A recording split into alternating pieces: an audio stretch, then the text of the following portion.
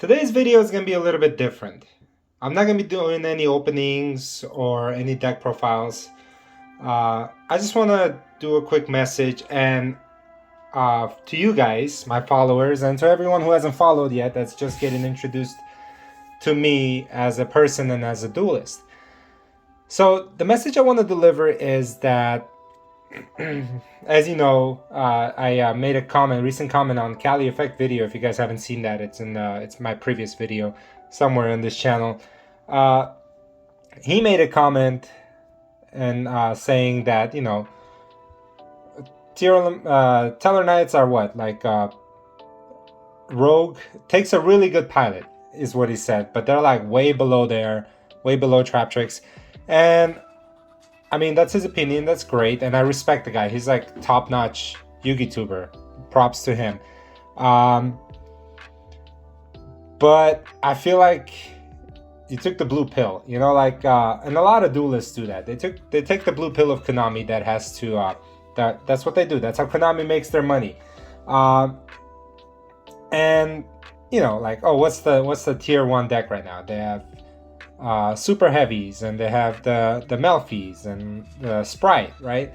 And me as I keep saying Tearlaments, as a Satellar Knight player, I've been doing that for God knows since it came out, and I felt it like hit me personally, even though I felt like it wasn't personal, but to me it hit me personally, like to put that deck so low in tier to where it's at. And I feel like it's because there's so many decks, and believe it or not, like I feel like it's more of a popularity contest than it is a true tier list. And I feel like that's what I'm going to touch up on when I eventually make my tier list of the decks. I'm going to hit on some points that actually do make sense. Made a comment saying that, the turn skip is not that impressive. And then it loses to Droll and Logbird, it loses to Kaijus, and it loses to other hand traps. Well, I mean, newsflash, a lot of decks lose to hand traps. I mean, I don't know a single deck that doesn't lose to Kaiju or to to anything, to Lava Golem. Like, a lot of decks lose to those. It doesn't take much skill when it comes to that. Where the skill does come in, though, is knowing how to play your deck properly, because I truly believe that if your deck has consistency factor to it, and the Satellar Knights do in fact have consistency, that the deck can beat out these so-called tier 1 formats. Does it make easier for the duelists to use the tier 1 decks and the super heavies and the Kashthiras? Yeah, it makes it easier for them to build the boards. But then that's what separates, I guess, the good duelist from a great duelist. Is a great duelist can actually identify the weaknesses in the deck and kind of outplay them by using their own deck. I've been branded, I've been super heavies, I've been all the top decks that were named, but and my deck is pretty consistent. I'll post a deck profile. I got a new spice for you guys later on in the week, but for now I just want to touch up more on that. And I feel like I don't want you guys to get discouraged when you guys see all these lists that doesn't mention your deck as like tier 1 or tier 2 or even top of Rogue, which is mine, was not mentioned, which I think Teller Knights kind of touched that tier 2 and a little bit of a Rogue, in my opinion, because there's a lot that the deck can do. It plays through interruptions. I mean, Kaijus definitely do hurt. And to touch up on the previous point of him saying that, the skip turn. I mean, skip turn for Teller Knights is a pretty solid win condition. The fact that it has that is pretty impressive. I don't know any other deck that can skip turns, because that's that's amazing all of in itself. But that's not all the deck can do. The deck can set up pretty impressive boards, not to mention a lot of interruptions. The variant that I've been experimenting with, I don't want to talk too much about it, but it is a Mathmech variant. And you guys know Mathmechs are very good. But even the Bestial version, do not discredit the Bestials. I mean, they're still very good hand traps. a lot of decks are dark decks in today's meta, and I mean that makes it even better. So there's different ways you can run it with a Chaos Angel or with with the Mathmex, which is what I'm doing.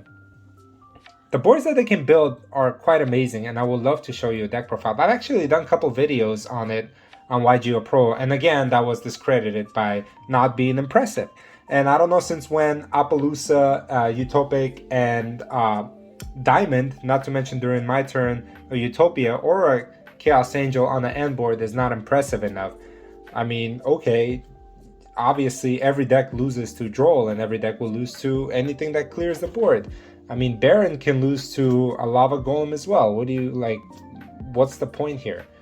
The point, I guess, that I'm trying to get across is love your deck, follow your heart,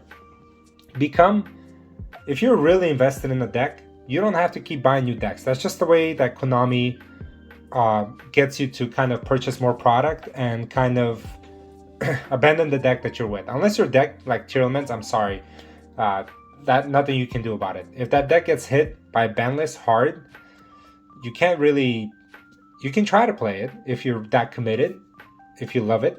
Try playing it through, and I'm sure you'll find strategies in a way that you can outplay your opponent, because every deck in this format has a weakness, and there are side decks for that.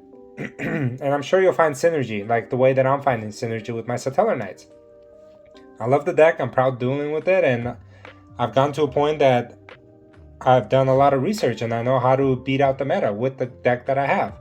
So if you love the deck and you want to stick to it, do it. Don't just abandon and hop onto the next thing, because that's just an endless cycle that will continue happening. But I'll definitely do a video next. Thank you guys for showing me all the support. I know in the comments I got a mixed bag of reviews. You know, I got a bag of like, oh, this board is not good enough, versus don't listen to these people, you know. And I appreciate all those comments. I appreciate all the support, because at the end of the day, Yu-Gi-Oh is about enjoying the deck that you play and not just following blindly what the meta is, and just because at the end of the day, remember, it's just a popularity contest. We all remember this with Kashtira losing to what, Runic Sprite not too long ago, or losing to Traptrix. Even Traptrix were just structure decks, $30. That deck beat out a lot of meta decks. It's just an example of why, you know, I mean, it's just an example that I can't say it enough, popularity contest. But yeah, that's about it, guys. I just wanted to touch up on that topic. I didn't want to go too far into it. Again, huge respect for Cali Effect. I mean, the guy is amazing. I met him at the YCS, have nothing but nice things to say about him. And it's his opinion. He's entitled to it. I just thought I'd voice my own opinion on it. And I look forward to, you know, one day meeting him and proving them what Satellar Knights can do. Until then, don't forget to check in on May 30th. It's going to be my 1-year anniversary on the channel. Thank you guys for the journey. We're over 600 subs. I thought I was barely going to hit the 600 mark, but you guys went above and beyond. So I'll be cracking open named Duelist Alliance. Where is it? Yeah, Duelist Alliance, the original set from where the Satellar Knights came from. And I'm going to be comparing it to the newest set that the Satellar Knights came from, and we're gonna do a little friendly competition amongst the boys. See which booster box can come out on top.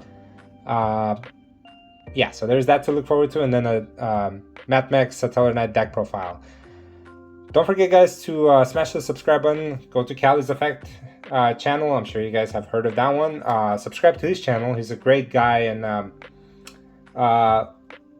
yeah, I'll see you guys in the next video. Have a good one.